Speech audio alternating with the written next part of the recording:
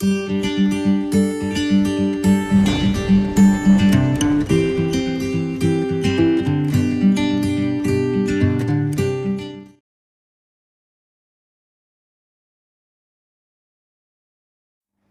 Friends, मैं doctor Kajal Mangukiya, gynaecologist, obstetrician and IVF specialist from Orchid Hospital and IVF centre Surat.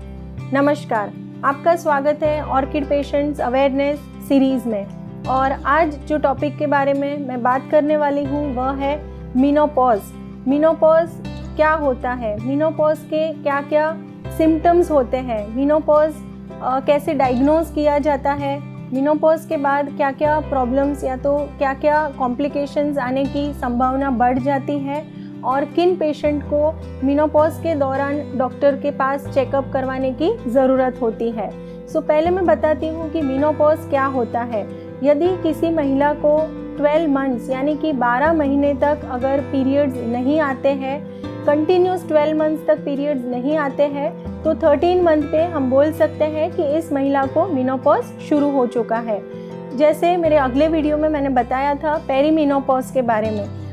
Natural आपके periods आ रहे हैं, उसके बाद जो समय होता है जिसमें आपके पीरियड्स इरेगुलर हो जाते हैं, जिसे पेरीमेनोपॉज कहा जाता है, और उसके बाद आता है मेनोपॉज। मेनोपॉज जो है यह एक नेचुरल प्रोसेस है। हर महिला के लाइफ में जिसके पीरियड शुरू हुए हैं उसके पीरियड्स कभी ना कभी तो बंद होने ही वाले हैं। मेनोपॉज की जो उम्र है पहले 55 इयर्स पे होता था, धीरे धीरे करके यह उम्र कम होने लगी है और आजकल हम देख रहे हैं कि 40 to 45 के बीच में कभी भी मेनोपॉज आ सकता है। इवन जैसे वर्किंग फीमेल्स है या तो जिनका नेचर बहुत स्ट्रेस वाला है या तो एंग्जाइटी वाला नेचर है, उनको हम कभी कभी देखते हैं कि 35 इयर्स में भी मेनोपॉज आ सकता है। मेनोपॉज के दूसरे क्या क्या रीजंस होते हैं। फॉर एग्जांपल, अगर किसी महिला का यूट्रस रिमूवल सर्जरी हुआ है, किसी को एंडोमेट्रियल कार्सिनोमा है या तो एंडोमेट्रियल हाइपरप्लेजिया है, और ड्यूरिंग द सर्जरीज अगर उनका यूट्रस और उसके साथ साथ अगर दोनों बाजू के ओवरीज रिमूव किए जाते हैं तो उसे हम सर्जिकल मेनोपॉज कहते हैं। दूसरे जो रीज़न है कि किसी का अगर कैंसर आया है और उनको रेडिएशन थेरेपी है या तो कीमोथेरेपी वगैरह दिया जाता है, तो उसकी जो इफ़ेक्ट होती है वह भी ओवरीज पे आ सकती है और उसकी वजह से भी मेनोपॉज आ सकता है। अभी हम जानते हैं कि मेनोपॉज के क्या क्या लक्षण होते हैं, क्या क्या सिम्टम्स आते हैं। मेनोपॉज के दौरान जो मोस्ट इम्पॉर्टेंट और मोस्ट कॉमन जो सिम्टम होता है दैट इज़ इरेगुलर पीरियड्स। आपके जो पीरियड्स हैं वो इरेगुलर हो जाते हैं, 3 महीने में 6 महीने में एक बार आते हैं। जब भी कंटिन्यूस आपको 12 महीने तक पीरियड्स नहीं आते हैं तभी लेबल किया जाता है मेनोपॉज आ चुका है। दूसरे जो सिम्टम्स है कि हॉट फ्लशेस, यानी कि आपके घर में पंखा एसी सब शुरू है, दूसरे लोगों को ठंड लग रही है लेकिन आपको गर्मी जैसा महसूस होता है, एकदम बॉडी पसीना पसीना हो जाता है, तो यह भी एक सिम्टम हो सकता है मेनोपॉज का। दूसरा है कि आपके जो मेंटल हेल्थ है उसके ऊपर भी प्रॉब्लम आते हैं, जैसे कि इरिटेशन है, एंग्जाइटी है, स्ट्रेस है, आपको गुस्सा जल्दी आ जाता है, फॉरगेटफुलनेस यानी कि आप जो आपका जैसे कबोर्ड का चाबी है कहाँ पे रखा है आप भूल जाते हो, आपके रूटीन डेली रूटीन जो रहता है उसमें भी काफ़ी सारी जो चीज़ें रहती हैं वह आप भूल सकते हो। काफ़ी बार हमने देखा है कि जो साइकोलॉजिकल इश्यूज़ है कि कभी पेशेंट एकदम खुश रहता है, कभी उनको बिना वजह रोना आ जाता है कि कोई रीज़न नहीं होता है और वो रोना शुरू कर देते हैं। ऐसे सारे सिम्टम्स जिसे हम साइकोलॉजिकल सिम्टम्स कहते हैं यह भी आ सकते हैं। दूसरा इम्पॉर्टेंट है कि थिनिंग ऑफ द हेयर, आपके जो बाल हैं वो पतले होने शुरू हो जाते हैं, स्किन में ड्राइनेस आ जाती है, वजाइना में ड्राइनेस आ जाती है। और फ्रेंड्स, यहाँ पे मैं बताना चाहती हूँ कि मेनोपॉज में एग्जैक्टली क्या होता है, आपके शरीर में क्या हो रहा है। आपके जो ओवरीज हैं वो काम करना कम कर देते हैं। नॉर्मली जो ईस्ट्रोजन नाम का जो हार्मोन होता है, प्रोजेस्टेरोन नाम का हार्मोन है, वो ओवरीज में से सिक्रेट होता है, ओवरी में उसका प्रोडक्शन होता है, वह आपका बंद हो जाता है या तो उसकी मात्रा कम हो जाती है। बेसिकली जो सिम्टम्स आते हैं वह सारे because of lack of oestrogen या तो लो लेवल ऑफ ईस्ट्रोजन की वजह से यह सारी समस्या आती है। इवन ब्रेस्ट में भी चेंजेस आते हैं कि ब्रेस्ट की जो टाइटनेस है वो एकदम लूज हो जाते हैं, सैगी हो जाते हैं। काफ़ी बार हम देखते हैं कि उनका जो मेटाबॉलिज्म है वो स्लो डाउन हो जाता है, उनको लगता है कि पेट का भाग बढ़ रहा है, ऐसा लग रहा है। उनकी जो डाइजेस्टिव सिस्टम है वो स्लो हो जाती है। उसकी वजह से काफ़ी बार हम देखते हैं कि वेट गेन की समस्या आती है। इवन उनकी जो हड्डियां हैं वो भी कमज़ोर हो जाती हैं, तो कमर में दर्द होना, पैर में दर्द होना, इवन उनको डायबिटीज़ है, थायराइड रिलेटेड प्रॉब्लम्स है, हार्ट रिलेटेड प्रॉब्लम्स है, इनकी समस्या भी यह दौरान बढ़ सकती है। काफ़ी लोगों को लगता है कि मेनोपॉज नज़दीकी भविष्य में आने वाला है, उसका अगर डायग्नोसिस करना है, या तो अभी मेनोपॉज आ चुका है या नहीं, उसको डायग्नोसिस करना है तो कैसे किया जाता है।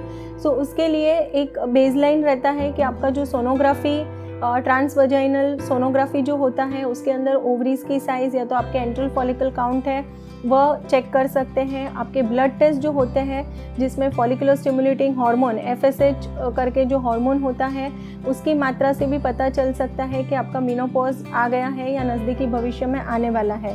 दूसरा है कि जिनका मेनोपॉज आ चुका है उनके लिए बेसलाइन एक आपका बॉडी चेकअप या तो हेल्थ चेकअप बहुत ही आवश्यक होता है, जिसमें आपके लिपिड प्रोफाइल है, किडनी के रिपोर्ट्स है जैसे सीरम क्रिएटिनिन है, लिवर के रिलेटेड जो रिपोर्ट्स है, ब्लड रिपोर्ट्स, वो करना आवश्यक होता है। आपकी एक मेमोग्राफी होनी बहुत ही आवश्यक है। आपका पैप स्मीयर जिसे हम कहते हैं, ideally after the age of 35 सभी फीमेल्स का पैप टेस्ट होना ज़रूरी है साल में एक बार। लेकिन अगर आपने अब तक नहीं करवाया है, आपका मेनोपॉज का फेज शुरू हो चुका है, तो आपको एटलीस्ट एक पैप स्मीयर या तो लिक्विड बेस्ड साइटोलॉजी का जो रिपोर्ट होता है वो करना आवश्यक है। इवन आप स्क्रीनिंग टेस्ट भी करवा सकते हो। जैसे काफ़ी बार हमने देखा है कि अगर आपकी कोई फैमिली हिस्ट्री है ब्रेस्ट कैंसर के लिए तो आप एक मेमोग्राफी करवा सकते हो। फैमिली हिस्ट्री है इंटेस्टिनल कैंसर के लिए तो उसके लिए भी स्क्रीनिंग टेस्ट, कोलोनोस्कोपी जो होता है वह करवा सकते हो। सो ऐसे जो रिपोर्ट्स है वह करवा सकते हो। और प्लस बहुत ही इम्पॉर्टेंट है बोन मिनरल डेंसिटी, कि आपकी जो हड्डियां हैं वह कितनी मजबूत है, कितनी कमज़ोर है, वह जानने के लिए जो रिपोर्ट होता है जिसे बोन मिनरल डेंसिटी कहा जाता है, तो यह भी एक रिपोर्ट हम कर सकते हैं। अभी आगे बढ़ते हैं कि मेनोपॉज डायग्नोज हो चुका है और उसके लिए कौन से पेशेंट को, क्या सभी पेशेंट को डॉक्टर के पास जाना ज़रूरी है या तो कौन से पेशेंट को डॉक्टर के पास जाना चाहिए। सो यदि आपका मेनोपॉज आ गया है, आपको बहुत ही ज़्यादा साइकोलॉजिकल सिम्टम्स या तो टेंट्रम्स या तो इरिटेशन आ रही है, तो आप एक बार डॉक्टर से कंसल्ट कर सकते हो। आपको बहुत ही ज़्यादा हॉट फ्लशेस की तकलीफ़ है, स्लीप रिलेटेड या तो नींद नहीं आ रही है, बहुत ही डिस्टर्ब नींद आ रही है, इन केस आपको वजाइनल ड्राइनेस की तकलीफ़ है, बार बार पेशाब में इन्फेक्शन हो रहा है, ऐसी कोई भी समस्या है तो आपको जल्द ही डॉक्टर के पास जाके एक चेकअप करवाना ज़रूरी रहता है। आगे हम बढ़ते हैं कि मेनोपॉज जिनका आ चुका है उनको क्या क्या कॉम्प्लिकेशंस आ सकते हैं because of menopause. Actually menopause कोई डिजीज़ नहीं है, यह एक नेचुरल प्रोसेस है। लेकिन जैसे ही आपके शरीर में ईस्ट्रोजन नाम का जो हार्मोन है उसकी मात्रा कम होने लगती है, तभी जैसे मैंने सिम्टम्स बताए कि आपको यह सारे सिम्टम्स हो सकते हैं। सो इसी के साथ साथ जिनका मेनोपॉज आ चुका है वह महिलाओं को फ्रैक्चर का रिस्क बहुत ज़्यादा होता है, हार्ट रिलेटेड जो प्रॉब्लम्स आती हैं, इवन हार्ट अटैक का जो प्रॉब्लम है वह भी समस्या आने का रिस्क बढ़ जाता है, डायबिटीज़ का रिस्क बढ़ जाता है। सो अगर आपको कोई भी प्रॉब्लम, कोई भी कॉम्प्लिकेशंस है तो आपको इमीडिएटली आपके डॉक्टर के पास जाना है और उसका ट्रीटमेंट करवाना है। पर से मेनोपॉज में अगर आपको ज़्यादा सिम्टम्स आते हैं तो आपको जो ट्रीटमेंट दिया जाता है that is a hormone replacement therapy दी जाती है, जिसमें हम लो डोज में ईस्ट्रोजन की जो टैबलेट होती है वो शुरू करते हैं। अगर किसी को वजाइनल ड्राइनेस की प्रॉब्लम है तो उनको ईस्ट्रोजन क्रीम आते हैं, ल्यूब्रिकेटिंग जेल आती है, वह इस्तेमाल करने के लिए एडवाइस करते हैं। काफ़ी पेशेंट जो है शुरुआत का जो समय है या तो आपका बोन मिनरल डेंसिटी का टेस्ट हुआ है और आपको कैल्शियम सप्लीमेंटेशन की ज़रूरत है तो आपको वह भी गाइडेंस दिया जाता है। सो डिपेंडिंग अपॉन कि कहाँ पे आपको क्या प्रॉब्लम है वह हिसाब से आपके ट्रीटमेंट किया जाता है। और बहुत ही इम्पॉर्टेंट है कि आपको अगर लगता है कि आपका मेनोपॉज का जो समय है वो अच्छे से स्मूथ गोइंग जाए, उसके लिए घरेलू आप होम रेमेडीज़ क्या कर सकते हो। तो जैसे आपको लगता है कि आपके पीरियड्स इरेगुलर हो गए हैं तो आप घर पे जैसे फ्लेक्स सीड्स जो कहते हैं हम, अलसी जो रहता है, it is a rich source of oestrogen और यह जो ईस्ट्रोजन है वो नेचुरल फॉर्म में है। सो आप हाफ टेबल स्पून या तो 1 टेबल स्पून अलसी जो है वह डेली ले सकते हो। रूटीन, आप एक रूटीन उसको एज अ मेडिसिन ले सकते हो।